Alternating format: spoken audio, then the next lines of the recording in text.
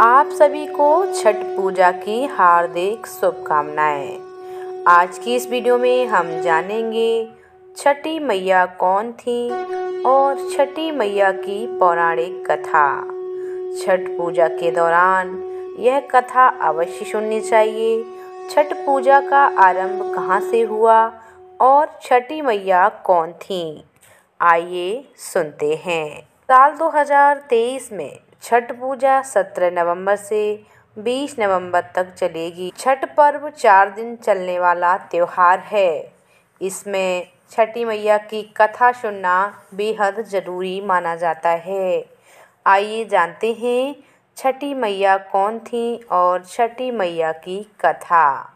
पौराणिक मान्यताओं के अनुसार छठी मैया को सूर्य देव की बहन और ब्रह्मदेव की मानस पुत्री माना जाता है।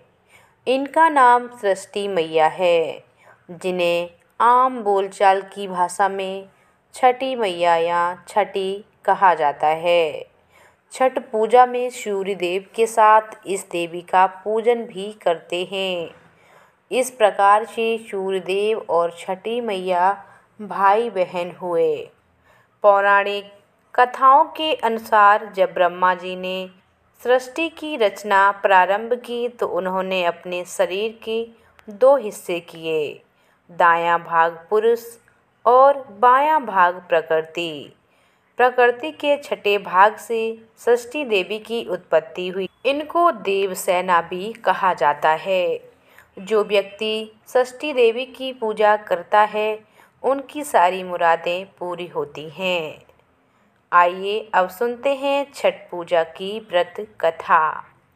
एक समय की बात है, एक राजा प्रियव्रत थे, जिनकी पत्नी का नाम मालिनी था।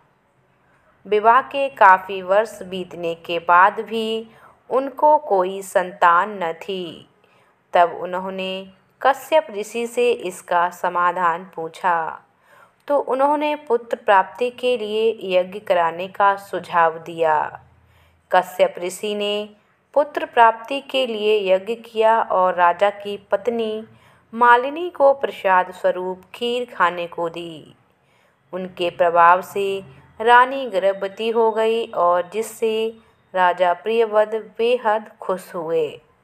कुछ समय बाद रानी ने एक पुत्र को जन्म दिया, लेकिन वह भी मृत पैदा हुआ। यह खबर सुनकर राजा बेहद दुखी हुआ।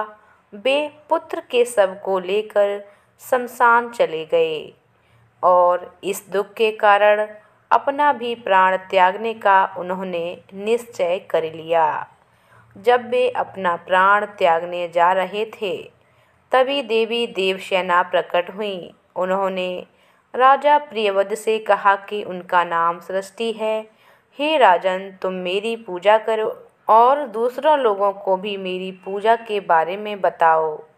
लोगों को इसके लिए प्रेरित करो। देवी देवसेना की आज्ञानुसार राजा प्रियव्रत ने कार्तिक शुक्ल पक्ष की सृष्टि तिथि को छठी मैया की पूजा की। उन्होंने यह पूजा पुत्र प्राप्ति की कामना।